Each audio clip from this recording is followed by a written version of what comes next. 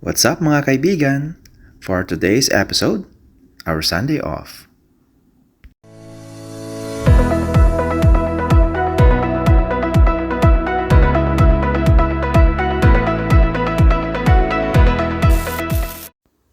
Nag-request off ako ng Sunday sa aking work as a baker sa Tim Hortons.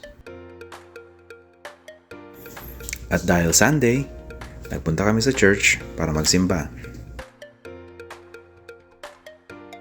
After ng Mass, nag-decide kami mag-grocery sa Asian Supermarket. Dito sa Toronto, maraming Asian supermarkets. At dahil Asian supermarket siya, syempre hindi mawawala ang Filipino products. Siya nga pala, B-Trust ang supermarket na pinuntahan namin.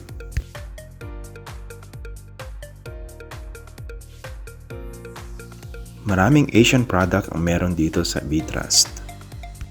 Kaya naman, hindi kami hirap sa paghahanap ng mga ingredients ng mga Filipino cuisines. Kung mahilig kang magluto, abay, bagay na bagay sa ito. Sa vegetable section, marami kang pagpipilian.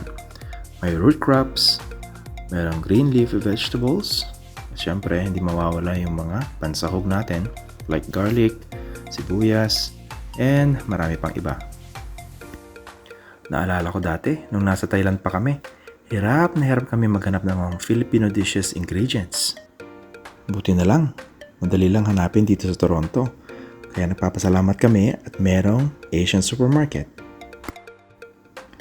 Gaya na lang nitong mga bigas. O di ba? Alam mo naman pag Pinoy, hindi mawawala ang bigas sa ating hapagkainan. Yung bigas na lagi naming binibili ay produkto ng Thailand.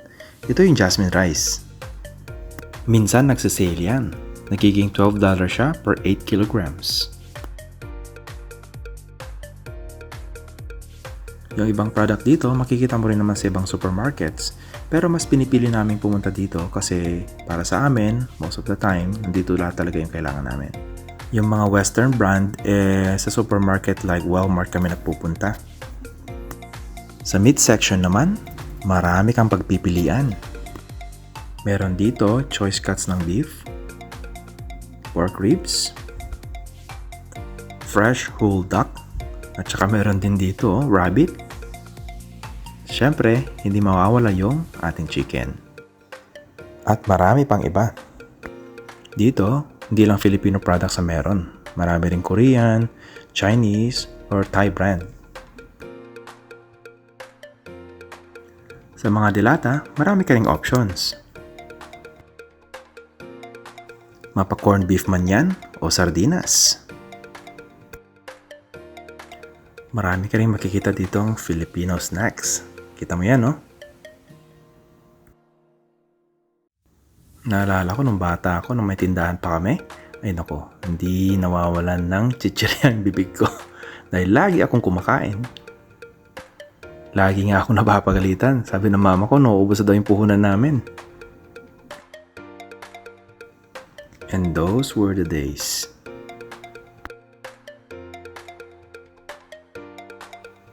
Dito na rin kami bumibili ng snacks ng aming anak para sa kanyang summer camp. Minsan, pag medyo mahal dito at alam naming meron dun sa Western Supermarket, dun na lang kami bumibili like Walmart or Metro.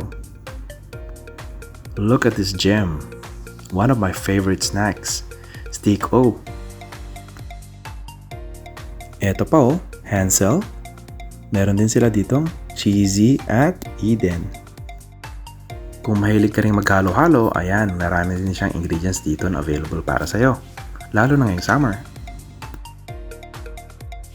Marami rin ditong dairy products like milk, chocolate milk, at marami pang iba.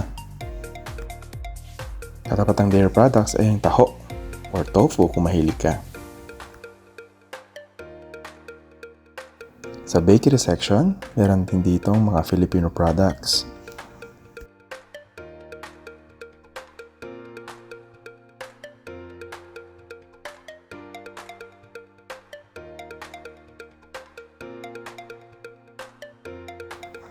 Sa frozen section, marami ka ring makikita dito. Kagaya nito, Gigi.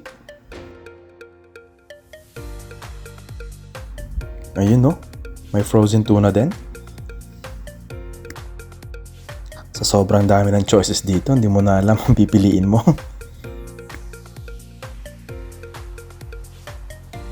May Philippine hotdog din sila, pero hindi tender juicy. Pork tocino. Meron din silang beef tapa. At ang pambansang isda ng Pinas, milkfish. Ito iba't ibang klase ng preparation ng isda. May tinapa, may baby fish, boneless, at marami pang iba. Ito rin, tilapia. Frozen nga lang. Meron din dito mga frozen fruits and frozen vegetables. Hindi makokompleto ang isang Asian supermarket kung walang wet section. Ngayon dito naman tayo sa wet section. Dito may mga iba't ibang klase ng isda, fresh at hindi. Gaya na lang ito, salmon. May hipon din, may puset, mackerel, fresh tilapia, at marami pang klase ng isda. Kapag dito ka namili, sulit na sulit.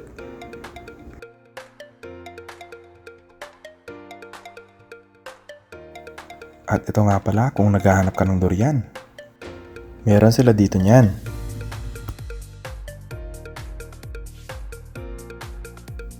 Eto pa, siopaw.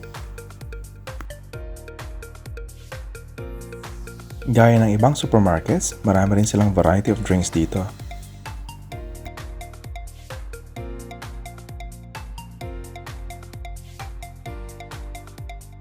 Gaya na lang nito, Milo.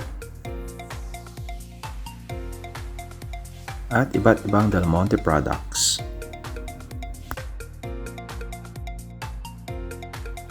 Kung wala kang time magluto, meron na rin sila ditong ready-to-eat food.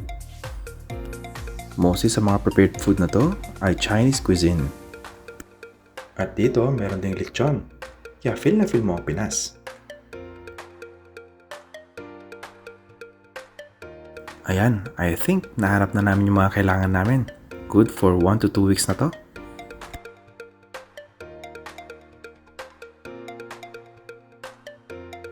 Dito nga pala sa Canada, kailangan mo lagi magdala ng bag or trolley. Kasi kung hindi, wala sila plastic. At mapipilitan kang bumili. At sa wakas, natapos din ang mahaba-habang paghahanap. Ayan, ready na kaming muwi.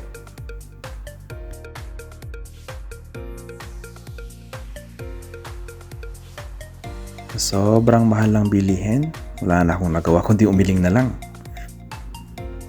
Tignan mo yung aming bill. Nasa $206. Pagka-uwi namin, nag-ihaw ko ng isda at talong.